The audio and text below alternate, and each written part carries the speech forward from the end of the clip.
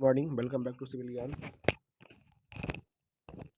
तो आज की हमारी जो वीडियो रहने वाली है वो रीजनिंग स्पेशल पे बात करने वाले हैं कि आप जैसा से ये 2024 की अगर तैयारी कर रहे हो तो आपको क्या लगता है रीजनिंग में आप कितना नंबर स्कोर कर सकते हो। पर मैं आपको बता दूं कि अगर आप मेरे बताए हुए मुताबिक चलेंगे, जो मैं डेली आपको रीजनिंग का टास्क दूंगा, मैं सोच रहा हूँ आप सभी को अगर रीजनिंग का मैं एक टास्क दूँ तो क्या आप लोग करने को तैयार हो? अगर हाँ तो कमेंट बॉक्स में ज़रूर बताइएगा। अगर अगर आप करने को तैयार हैं तो अगर आप उतना कर गए, डेली आपको कितना समय देना होगा आपको अभी इस वीडियो में मालूम पड़ जाएगा। और प्लस 45 प्लस टारगेट, देखो मैं 50 क्यों नहीं कह रहा हूँ, 50 भी आ सकते हैं। अगर आप उस टारगेट को, अगर आप उस रीजनिंग के उस टास्क को पूरा करोगे तो आपके जो मार्क होंगे 50 भी आ सकते हैं। पर वो डिपेंड करेगा आपकी मेहनत पर, आपकी प्रैक्टिस पर, आप कितना उसको फॉलो करते हो। 2023 में रीजनिंग के किस टॉपिक से कितने सवाल बने उसको हमने फुल एनालिसिस किया है, क्योंकि आपने आपको बता दूं 4 पेपर हुए थे। उन 4 पेपर में कितने टॉपिक को कवर किया गया था। एसएससी जेईई की रीजनिंग अलग, एसएससी जो और एग्ज़ाम कंडक्ट कराती है एमटीएस सीजीएल सीएचएसएल, उन सभी के टॉपिक से कुछ डिफरेंट होती है। लेवल वही रहता है पर जो टॉपिक होते हैं कुछ अलग होते हैं वहाँ पे। तो मैं अभी जो बताने वाला हूँ उस बात को ज़रूर ध्यान से सुनिएगा। मेरे नंबर मोस्टली इसमें रीजनिंग में 48 तक गए हैं, जितना मैंने अभी तक एसएससी एग्ज़ाम दिया है। तो एक बार इस बार जो मेरा नंबर था 43 नंबर था। तो अगर आप को लगता है कि हाँ मैं रिलाई करने वाली बातें हैं तो आप ज़रूर अगर इस बातों को फॉलो करोगे तो आपके भी नंबर अमूमन आप देखोगे आपके टेस्ट में ही नंबर 45 प्लस नंबर जाने लगेंगे। जब आपके टेस्ट में नंबर 45 प्लस जाएंगे तो आप आराम से वहाँ पे 45 नंबर स्कोर कर पाओगे अपने मेन एग्जाम में। ठीक है, तो वो स्पीड, बहुत लोग कहते हैं सर मेरी स्पीड नहीं बन पा रही है, तो स्पीड भी बनेगी पर मेरे भाई उसके लिए प्रैक्टिस करनी होती है विद टाइमर के साथ में।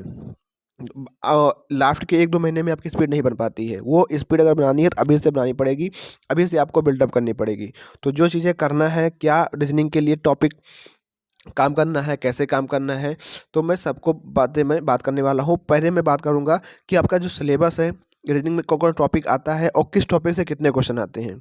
तो यहाँ पे मैंने जो है, यहाँ पर मैंने पूरा पेपर का, पेपर जो 9 तारीख को हुआ था, 9 तारीख को पेपर हुआ था।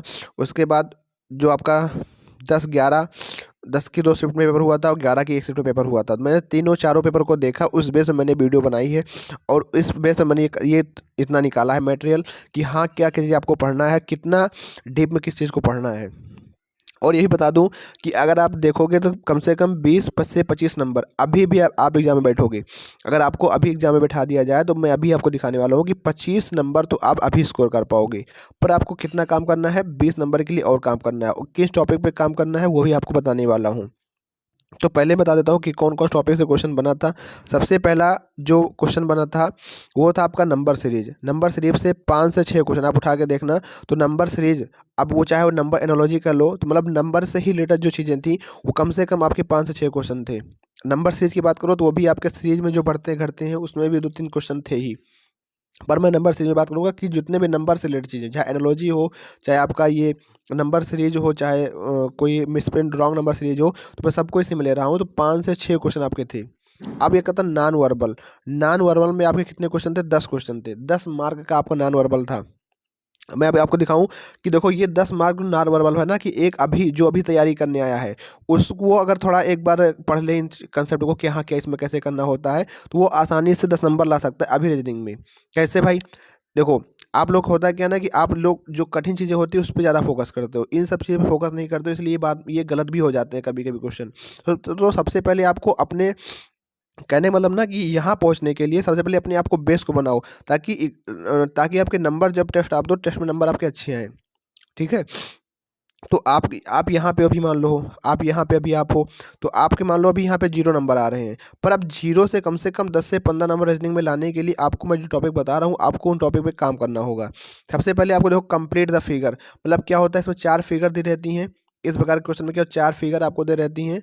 ठीक है, और यहाँ पे एक फिगर, क्वेश्चन फिगर दी रहती है। क्वेश्चन फिगर में यहाँ पे बनी रहती है, यहाँ बनी रहती है, और इन चारों में से निकाल कर यहाँ पे फिट करना होता है, मतलब कि कंप्लीट को फिगर करना होता है। तो ये आपका 2 क्वेश्चन आया था इस बार सबसे, ये तो इसमें आपके कंप्लीट द फिगर से 2 क्वेश्चन आया था। और फिर एम्बेडेड फिगर मतलब कि छिपी हुई आकृति। इसमें क्वेश्चन कैसे बनता है कि आपका एक क्वेश्चन फिगर दे देगा और यहाँ पे 4 आंसर फिगर दे देगा, बताएगा कि इनमें से कौन सी आकृति इसमें छिपी हुई है। तो एम्बेडेड फिगर का क्वेश्चन आता है। इस बार भी आपके एग्जाम में 2 से 3 क्वेश्चन ये आया था। पेपर कटिंग एंड फोल्डिंग, ये भी आपके एग्जाम में एक क्वेश्चन आया था। Water image and mirror image से जो संबंधित क्वेश्चन था, ये आपका 2 क्वेश्चन आया था। तो टोटल आप जोड़ोगे 2, 2, 4, 2, 6, 1, 7, हाँ मतलब 8 से 10 क्वेश्चन, मतलब ये आपके अभी 1-2 टॉपिक्स में और छूटे हुए हैं। तो लगभग 8 से 10 क्वेश्चन आपके एग्जाम में ये रीजनिंग के नॉन वर्बल से आए हुए थे। तो आपके 10 नंबर ये पक्के हो सकते हैं, पर आप ज़रा सा भी अगर इन पर काम कर दोगे तो आप 10 नंबर यहाँ से स्कोर कर सकते हो। उसके बाद जो क्वेश्चन जो ज़्यादा आपका आता है वो कोडिंग डिकोडिंग वाले पार्ट से आता है। लगभग 12 से 13 क्वेश्चन थे। अब कोडिंग डिकोडिंग कई तरीके से होती है। एक नॉर्मल क्वेश्चन होती है, एक 4 बातें दी रहेंगी, फिर पूछेगा कि इनका संबंध इनसे है तो इनका संबंध किससे होगा, इसमें लेटर कोडिंग होगा। मतलब इस सारी जो कोडिंग डिकोडिंग होती है, मैं अगर उनका नाम एक नाम दूँ तो कोडिंग डिकोडिंग से लगभग 12 से 13 क्वेश्चन आपके एग्जाम में आते हैं। तो सबसे ज़्यादा आपका 12 से 13 क्वेश्चन ये, पर इस पर अभी आपको काम नहीं करना है। सबसे पहले आपको इन छोटी चीज़ों पे काम कर लेना है, उसके बाद फिर आपको नंबर सीरीज इन पे काम करना रहना है, ठीक है। और बता देता हूँ, और देखो तो 10 नंबर मैंने ये बता दिया कि आप कैसे 20 नंबर कैसे आराम से ला सकते हो। 10 नंबर आप ये पहले तैयार कर लो नॉन वर्बल। फिर उसके बाद आप देखो कि मैथमेटिकल ऑपरेशन के 4 क्वेश्चन। मैथमेटिकल ऑपरेशन इतना आसान क्वेश्चन होता है कि अगर आप जरा सा भी एक बार पढ़ लोगे तो आपका क्वेश्चन कभी गलत ही नहीं होगा। डायरेक्शन डिस्टेंस का क्वेश्चन है, भैया पूरब जा रहा था, पश्चिम जा रहा था, मतलब ये डिस्टेंस वाला क्वेश्चन, अगर आप ध्यान से क्वेश्चन को पढ़ लेगा तो ये भी क्वेश्चन नहीं गलत होगा। फिर आपका इंग्लिश में जो डिक्शनरी वाला क्वेश्चन होता है, ठीक है, ये डिक्शनरी है। इंग्लिश डिक्शनरी का जो क्वेश्चन होता है कि डिक्शनरी के फॉर्म में लिखो, तो डिक्शनरी वाला भी क्वेश्चन आसान होता है। तो 4, 2, 6, 2, 8, लगभग 10 वो क्वेश्चन, 8 ये 10, 8, 18, 18 नंबर का आप अभी स्कोर कर सकते हो, ठीक है। अब और दिखा देता हूँ आपको, ठीक है। तो और ये देखो, स्टेटमेंट एंड कंक्लूजन एक क्वेश्चन आया था। ब्लड रिलेशन का 2 क्वेश्चन आया था। सिटिंग अरेंजमेंट का 1 क्वेश्चन। सिटिंग अरेंजमेंट किसी में सर्कुलर पूछा था, किसी में रेक्टेंगुलर पूछा था। ये जो 9 तारीख के पेपर हुआ था उसमें शायद सर्कुलर था, और जो 10 तारीख के पेपर हुआ था उसमें हर रेक्टेंगल था। तो हर तरीके से बन सकता है क्वेश्चन ये। रैंकिंग का एक क्वेश्चन था। काउंटिंग द फिगर का एक क्वेश्चन था। उसके बाद ये जो जितने टॉपिक मैंने बताए यहाँ पे, letter series, letter analogy, mathematical operation, direction distance, English dictionary, statement conclusion, blood relation, sitting arrangement, ये तो 9 तारीख के पेपर में थे। अब इन्हीं 9 तारीख जो पेपर हुआ था, इसी में से पूरा इन्हीं 10-11 टॉपिक में से 50 क्वेश्चन कंप्लीट होता है। तो रीजनिंग में भी देखोगे आपको ज़्यादा नहीं पढ़ना है, 10-11 टॉपिक ही मोस्टली हैं, आपको वही पढ़ना है और उसी में से क्वेश्चन आ रहा है। तो इस बात को समझो। पहले रीजनिंग पर पूरी ग्रिप बना लो। रीजनिंग में जितना ज़्यादा आप स्कोर करोगे, आजकल के टाइम पे अगर आप टेक्निकल प्लस रीजनिंग, 2 चीज़ें हैं, technical plus reasoning. Technical plus reasoning आप कर लोगे ना तो आपके नंबर कोई रोक नहीं सकता है। अपना टेक्निकल बनाओ मजबूत, टेक्निकल पोर्शन मजबूत करो और रीजनिंग पोर्शन मजबूत करो। जीएस के पीछे मत भागो। जीएस में बहुत से लोग मुझसे कहते हैं भाई जीएस कैसे पढ़ें। जीएस के पीछे मत भागो, बस जीएस 1 घंटा पढ़ते रहो, करते रहो, कुछ भी कुछ इसमें करते रहो। आपके वहाँ पे आराम से 10 से 20 नंबर आ जाएंगे, ठीक है। जो भी आपके पास नोट्स हो, जो भी कुछ चीज़ें हो, उसी से पढ़ते रहो और क्वेश्चन प्रैक्टिस क्वेश्चन लगाते रहो। जो प्रीवियस ईयर क्वेश्चन है और जो और डिफरेंट एग्जाम में आए हुए क्वेश्चन है, क्वेश्चन लगाते रहो, उनको नोट्स में लिखते रहो, एड ऑन करते रहो, बढ़ते रहो आगे। आपके 10 से 20 नंबर आपके आराम से आ जाए। जीएस के लिए इतना परेशान होने मत तैयार हो भाई। मैं कई बार पूरी मोटी-मोटी बुक पढ़ के गया हूँ, जो पिनाकिल की सब है, कुछ नहीं आता प्रीवियस ईयर कुछ चीज़ें, बस हाँ, अगर आप पढ़ के जाओगे, करोगे तो 10, 15, 20 नंबर आराम से वही गेन कर लोगे। तो ज़्यादा परेशान मत हो, कहाँ से पढ़ें, क्या ना पढ़ें, कैसे करें, कुछ नहीं। जो आप पढ़ पा रहे हो बस 1 घंटा, 1.5 घंटा डेली उसको देते रहो, आपका आराम से जीएस हो जाएगा। बस आप ज़्यादा फोकस करो टेक्निकल पे। आपको पता है कि आपका 400 नंबर का टेक्निकल आ रहा है, 400 नंबर का, ध्यान से देखो, 400 नंबर का टेक्निकल आ रहा है, 300 नंबर मेंस में और 100 नंबर यहाँ पे। आप इस पे फोकस करो और टोटल कितने 500, क्योंकि जब प्री प्लस मेंस दोनों की जब कट ऑफ बनती है तो यहाँ का 200 नंबर, यहाँ का 300, ठीक है। अगर आप प्री की तरह निकाल भी ले गए ना, अगर ज़्यादा रीजनिंग और जीएस अच्छा करके, तो यहाँ टेक्निकल में फंस जाओगे। तो इसलिए टेक्निकल को अच्छा खासा टाइम दो, टेक्निकल में ज़्यादा फोकस करो, ताकि जब आपका प्री निकल, क्योंकि टेक्निकल और रीजनिंग 2 चीज़ें, टेक्निकल रीजनिंग के बलबूते आपका प्री निकल सकता है।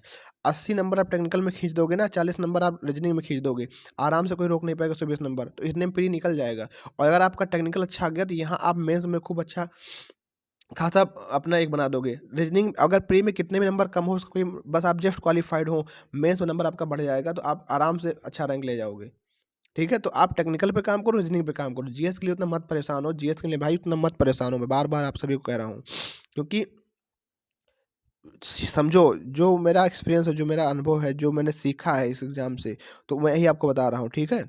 और बाद में आप अभी 3-4 घंटा जीएस को दोगे, बाद में आप उसमें भी उतना फ्रूटफुल मतलब वहाँ पे इम्प्लीमेंट करो अपने समय को जहाँ से आपका मैक्सिमम आउटपुट निकल के आए।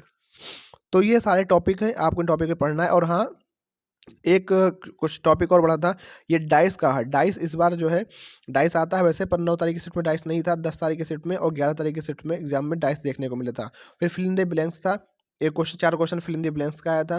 जैसे ये लेटर सीरीज होती है, L P dash Q dash R dash S dash, इस करके इस तरीके जो क्वेश्चन होते हैं, 4 क्वेश्चन ही आए थे। और एक क्वेश्चन जो होता है ऐसे ब्रैकेट में लिखी रहती है कुछ नंबर, जैसे मान लो यहाँ 121, यहाँ 144, यहाँ 169, फिर उसका 4 ऑप्शन दिया रहता है। तो इस तरीके की सीरीज, ये भी 2 क्वेश्चन आपके एग्जाम में देखने को मिले थे। तो इन सब तरीके के क्वेश्चन को देखना है। एक बार आप खुद अपने आप से प्रीवियस ईयर पेपर जो भी जो नया 2023 में हुआ है, उसको हमारे टेलीग्राम चैनल में मिल जाएगा, आप वहाँ ज्वाइन कर करके एक बार खुद देखिएगा कि आप कितने क्वेश्चन बना पाते हो, फिर उस हिसाब से आप रीजनिंग पे काम करो। पर अब जो भाई लोग चाहते हैं कि मैं रीजनिंग का टास्क दूं डेली, वो ज़रूर कमेंट बॉक्स में बताएं कि हाँ, आप टास्क जो दोगे वो आपको फुलफिल करना होगा। तो जो मेरा जो टास्क होगा, वो पहले तो आपका रहेगा कि concept build plus practice, concept build plus practice. तो मैं प्रैक्टिस सीट आपको प्रोवाइड करूँगा, प्रैक्टिस सीट मैं आपको दूँगा। अगर आपके पास खुद का कोई प्रैक्टिस सेट है तो आप उससे करिएगा, पर मैं खुद आपको यहाँ प्रैक्टिस सीट दूँगा।